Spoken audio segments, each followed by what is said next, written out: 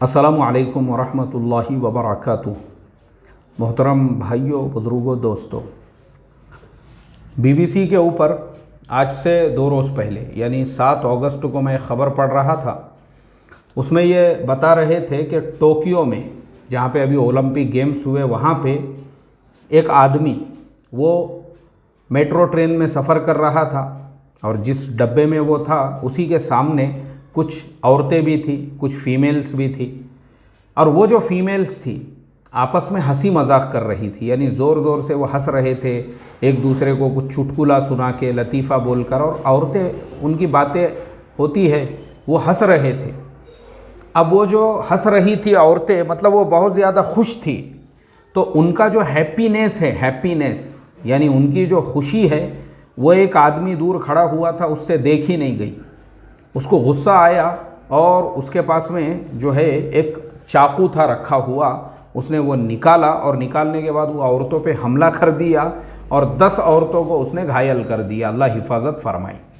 ये जापान जो है दुनिया के सबसे पीसफुल मुल्कों में शुमार होता है।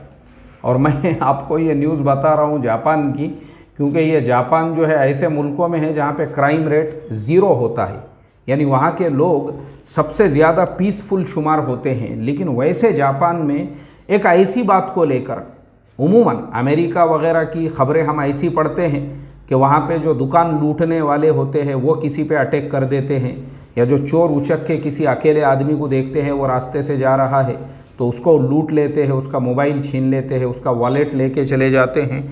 लेकिन यह ऐसा पहला वाक़या है जिसके अंदर ट्रेन में सफ़र करते हुए एक आदमी ने देखा कि दूसरे लोग खुश है, वो अपनी लाइफ में खुश है, और इसको टेंशन आ गया कि ये लोग खुश क्यों हैं।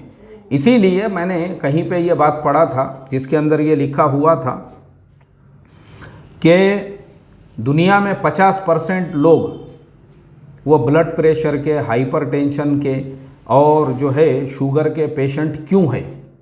दुनिया में 50% लोग ये बीमारियों के शिकार क्यों हैं, वो टेंशन में क्यों हैं।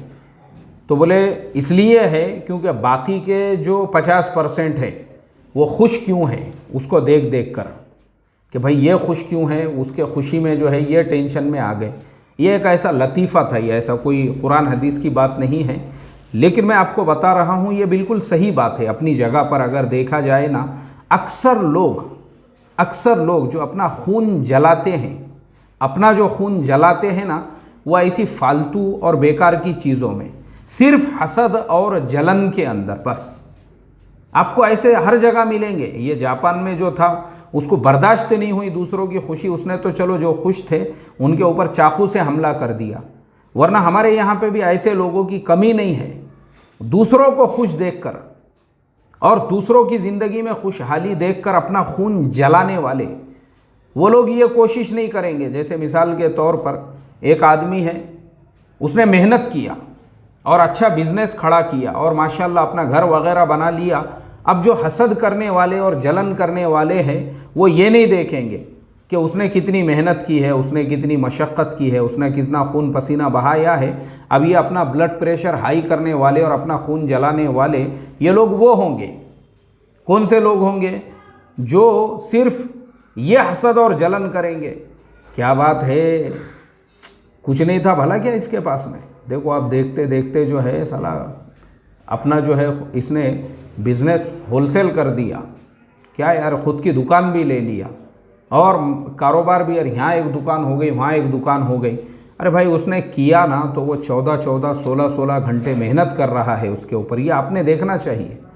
अगर ये आप नहीं देख रहे हो और आपकी आंखें अंधी है और आप सिर्फ हसद और जलन कर रहे हो, तो फिर आप एक दिन डिप्रेशन के पेशेंट बनने वाले हो। ऐसे ही मैं देखता हूँ मेरे भी वीडियो के नीचे बहुत सारे लोग कमेंट्स करते हैं, उसमें से ऐसा हसद और जलन जो है ना, ऐसा टपकता है उसके अंदर से, ऐसा टपकता है। मुझे खुद फील होता है, महसूस होता है, या लोग मेरे पास आकर मुझसे ये कहते हैं कि मौलाना फलाने को आपसे क्यों हसद है, क्यों जलन है, हालांकि वो एजुकेशन में आपके लेवल का है, उसने भी आपसे 2 डिग्रियाँ ज़्यादा ली हुई है, 2-4 किताबें ज़्यादा पढ़ी हुई है, फिर भी उसको हसद है, फिर भी उसको आपसे जलन है। वो हमेशा आपकी बुराई करता है, आपकी गीबत करता है आपके पीठ पीछे। क्यों?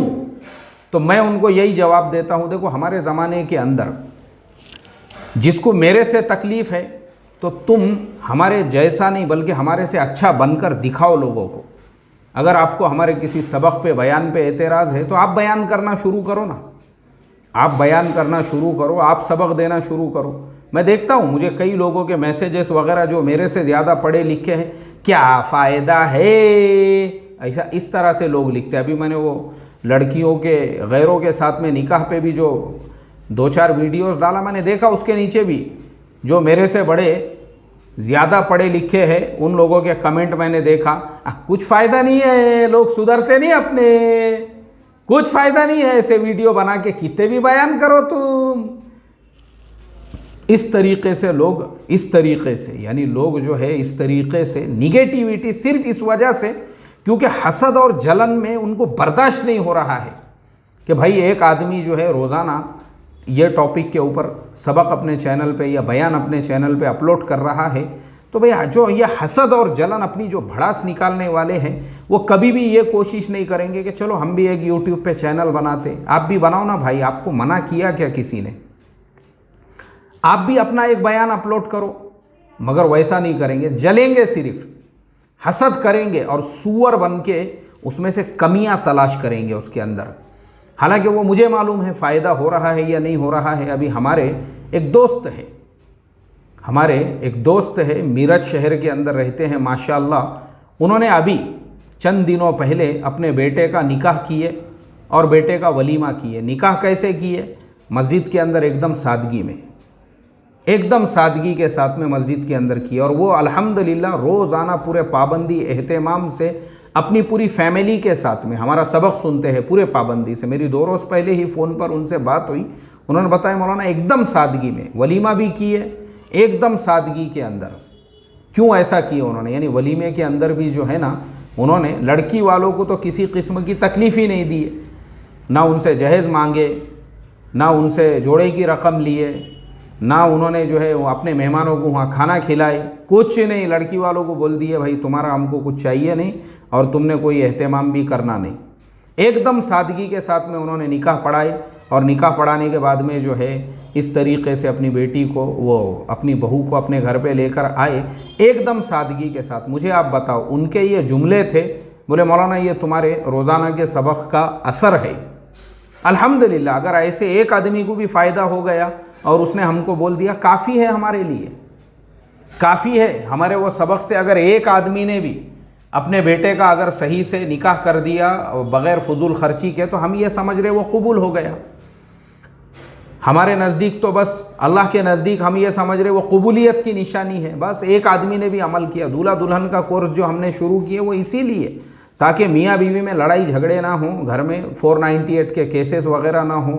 अगर एक केस भी, हमारे एक स्टूडेंट जिन्होंने एडमिशन लिए थे लड़की वाले, उन्होंने सिर्फ वो एडमिशन लेने के बाद में लड़के वालों पे 498 का केस वापस ले लिए। उन्होंने वो केस को ख़त्म कर दिए, दोनों ने बैठ के मसले को हल कर दिए। लड़की लड़के वाले के पास में चले गई और अब वो दूल्हा भी मेरे पास में वो दूल्हा दुल्हन का कोर्स पढ़ रहा है। मुझे आप बताओ, अगर एक फैमिली में भी जोड़ पैदा हो गया ना, तो मेरा तो वो पूरी मेहनत उसूल हो गई। क्योंकि मैं कुछ अकाबिर बनने के लिए, अल्लामा बनने के लिए, शेख और पीर साहब और मुरीदीन की पूरी फ़ौज और हज़रत करने वालों का एक जमघटा, वो सब मेरे को नहीं चाहिए। उसका शौक़ ही नहीं है मुझे।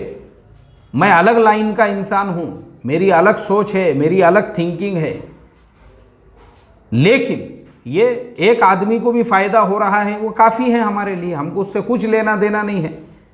लेकिन प्रॉब्लम ऐसा है ना कि ये जो हसद और जलन है, जलन और हसद है कि जो हम कर रहे हैं वो करेंगे नहीं, मगर उसमें ऐब ज़रूर निकालेंगे, उसमें नक्स ज़रूर निकालेंगे। और ये मेरे अकेले की मिसाल नहीं है, आपको हर जगह मिलेंगे ऐसे लोग, हसद करने वाले, जलन करने वाले। दूसरों पे भी, आपके ऊपर भी होंगे बहुत सारे लोग हसद और जलन करने वाले। ऐसे ही आपकी सिर्फ खुशी देखकर कि माशाअल्लाह आपके बेटियों के निकाह हो गए, इसका भी लोगों को हसद और जलन होता है। मैंने ऐसे भी लोग देखा हूँ कि अगर किसी की बहन बेटी का रिश्ता जम गया और माशाअल्लाह वो काफ़ी खुश है, तो वो लड़के वालों को आके भड़काएंगे। और ऐसा हुआ मेरे साथ में। मेरे ज़रिए से अल्लाह ताला ने एक लड़के का रिश्ता जो है एक जगह पे जमा दिया। अब जो लड़की वालों का गांव था वहाँ पे जब हम लोग गए तो वहाँ पे मस्जिद के अंदर पहचानत वाले 2-4 मिल गए।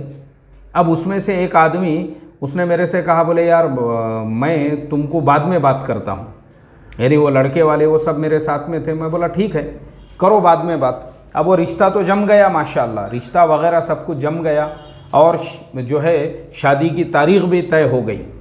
अब उसके बाद में वो साहब ख़ास तौर पे सफ़र करके पहुँचे, उन्होंने मेरे से मुलाकात की और मुझे कहने लगे, बोले यार वो तुमने तहक़ीक़ात करे नहीं बोले बराबर से।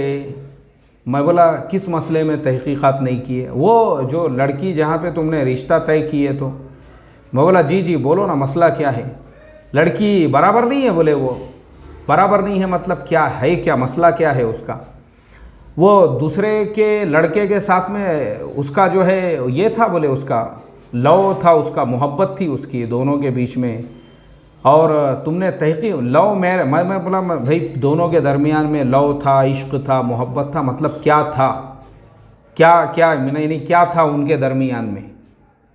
कुछ दोनों के दरमियान में फ़िज़िकल रिलेशन बने थे, आपने देखे थे उन दोनों को उस हालत में जैसे जो है जो नट होता है उसके बीच में पूरा बोल्ट घुसा हुआ हो, ऐसा देखे थे क्या दोनों को? नहीं बोले वैसा नहीं, मगर ऐसा मैंने भी सुना, बोले लोगों से ऐसी चर्चा चलती, बोले गली के अंदर लोग बोलते, बोले ऐसा सुने हुआ है बोले मैंने। अरे भाई तूने देखा क्या? अल्लाह ताला ने तेरे को आधा किलो के 2 आँखें दिए, तूने तेरी आँखों से देखा क्या दोनों को? कभी बाइक पे घूमते हुए देखा, कभी गार्डन में बैठते हुए देखा, कभी नहीं बोले वो सब मैंने देखा नहीं, मगर ऐसा चर्चा चलती बोले गली के अंदर। मैं बोला तेरे जैसे जंगली जाहिल और अनपढ़ फितने हैं फितने, तुम जैसे लोग सिर्फ अफवाहें फैलाने का और लोगों को बदगुमान करने का काम करते। मैं बोला चल मेरे को बता तेरे बाप का नुकसान क्या है? वो लड़की का अगर रिश्ता जमा, चल ठीक है उसने अब किसी के साथ उसका इश्क भी होगा, मोहब्बत भी होंगी, चल वो दोनों गार्डन में फिरते होंगे और वो दोनों जो है होटल में खाना भी खा लिए होंगे दोनों ने, तो उसका अगर एक जगह पे रिश्ता जम गया, अब उसका निकाह होने वाला है, तो तेरे बाप का नुकसान क्या है? तुझे क्यों तकलीफ़ है इतनी? बता। मैं बोला मुझे कुछ तो भी प्रॉब्लम होगा तेरा, इसीलिए तुझे ऐसी पूरी नीचे से ऊपर तक ऐसी अंगार लग गई हुई है कि दूसरे के बहन बेटी का अच्छा क्यों हो रहा, और माशाल्लाह जो है इतने अच्छे घराने में उसका निकाह क्यों हो रहा होगा तेरा कुछ तो भी। और मैंने बाद में तहक़ीक़ात किया, मैंने जो लड़की के वालिद साहब थे डायरेक्ट पूछा मैंने उनसे।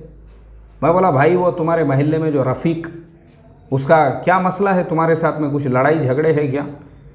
बोले मौलाना वो अपना एक प्लॉट है फुलानी जगह पे, बहुत उसने कोशिश किया बोले वो ख़रीदने के लिए, कई लोगों को बीच में डाला, ये किया, हमारे जो गांव के सरपंच थे उनके ज़रिए से भी पूरी कोशिश किया, लेकिन अपने को बेचने का नहीं है ना, पैसे की ज़रूरत नहीं है बोले अपने को।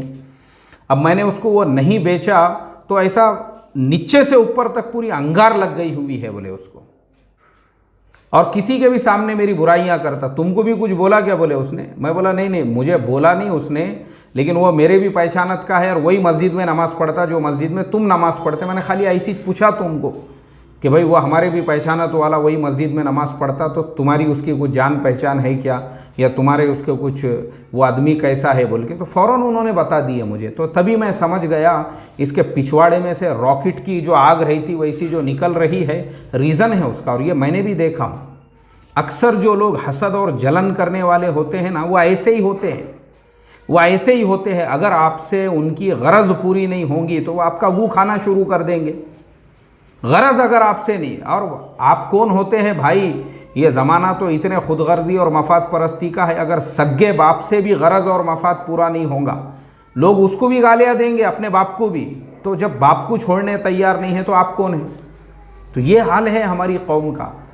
तो ये जो हसद और जलन होता है ना, इसलिए अगर आप एक सुकून की ज़िंदगी गुजारना चाहते हैं, देखो मैं आपको इसका इलाज बता देता हूँ आखिरी में। नहीं तो आप बोलेंगे यार इतना मैंने इस टॉपिक पे बोला लेकिन उसको वैसे ही छोड़ दिया। इसका इलाज है ना, इसका इलाज सिर्फ इतना है कि अल्लाह ने आपको जो दिया है, आप कभी भी रात में सोते वक्त में अपने माजी के बारे में सोचें। अपने माजी में, मिसाल के तौर पे मेरे पास में ये लैपटॉप है, तो मैं ये सोचूं, अय अल्लाह मेरी औकात तो कंप्यूटर ख़रीदने की भी नहीं थी, तूने मुझे लैपटॉप दिया, तेरा करोड़ों दर्जे करम हुआ, शुक्र हुआ, फजल हुआ।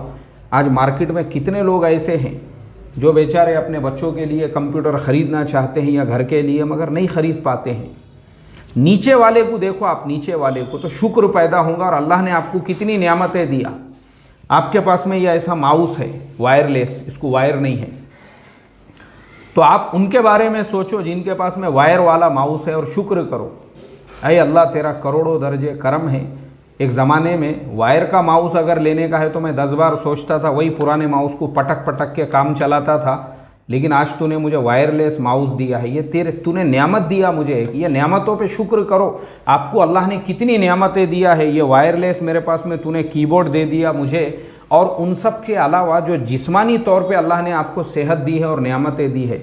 अय अल्लाह तूने मेरी आँखों की रोशनी बराबर दी है, मुझे चश्मा लगाने की ज़रूरत नहीं है। अय अल्लाह तूने मेरे हाथ दोनों जो है बराबर दिए है, ये जो दोनों हाथ हैं मेरे, इन दोनों हाथों को तूने सही सलामत रखा है, न इसमें खुजली है, न इसमें जो है चमड़ा ख़राब हुआ हुआ है। ये तेरी नियामत है, इस पर शुक्र करो अल्लाह ताला का। खाना खा रहे और वह हज़म हो रहा, उस पर शुक्र करो। अय अल्लाह तूने मेरा हाजमा सही रखा है, रोज़ाना जो है 4 टाइम खा रहा हूँ तो वह हज़म हो रहा है, तेरा शुक्र है। ये जो नियामतें अल्लाह की मिली हुई है ना, अरे इसको इंजॉय करो, इंजॉय करो अल्लाह की नियामतों को। संडास में जा रहे और बराबर पेट साफ़ हो रहा है तो उस पर भी शुक्र करो। अय अल्लाह तेरा करोड़ों दर्जे करम है।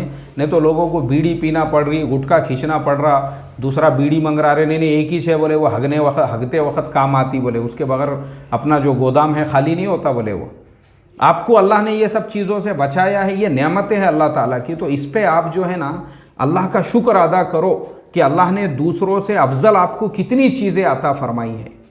अपने से वो हसद जलन में वो अल्लाह की तकसीम है। और ये सोचो किसी को अगर दिया भी है भाई उसके मुक़द्दर में था, और अल्लाह की ज़ात देने वाली है, अल्लाह ने उसको दिया है, अल्लाह ने दिया है, अल्लाह ने। अगर आप उससे जल रहे, हसद कर रहे, इसका मतलब आप अल्लाह ताला से जंग का ऐलान कर रहे हो कि अय अल्लाह तुझे तकसीम बराबर नहीं आती, तूने उसको ज़्यादा दिया, मुझे कम दिया। और आप भी कोशिश करो ना, कोशिश करो आप भी वैसा बनने की, आप भी जो है उस तरीक़े से। मगर सूअर बन के गू खाना, मैं समझता हूँ ये गिरी हुई हरकत है।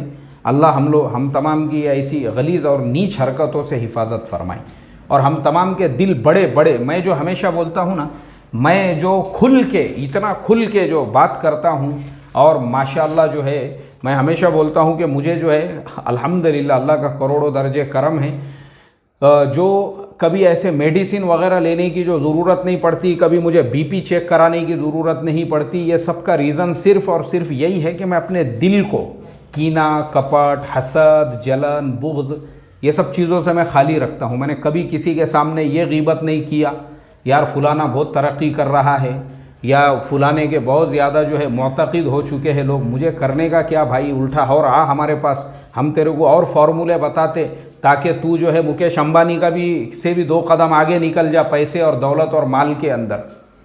तेरी पॉपुलरिटी सलमान खान से भी ज़्यादा हो जाए, हम तो उसके वो तेरे को फार्मूले बताएंगे वो किस तरीके से हो, क्योंकि हमारा दिल उतना बड़ा है।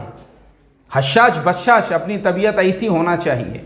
तो इसके लिए मोहतरम दोस्तों अल्लाह से यही दुआ करूँगा, अल्लाह तबारक व तआला ये कंजस्टेड जो थिंकिंग है उससे हमारी हिफाजत फरमाए, सूअर बनने से हमको बचाए, और हमारे दिलों में ऐसी कुशादगी पैदा फरमाएं, और अल्लाह की नियामतों पे राज़ी रहकर जो अल्लाह ने हमको दिया है उस पर उसका शुक्र करने वाला बनाए। अस्सलामु अलैकुम व रहमतुल्लाहि व बरकातुहू।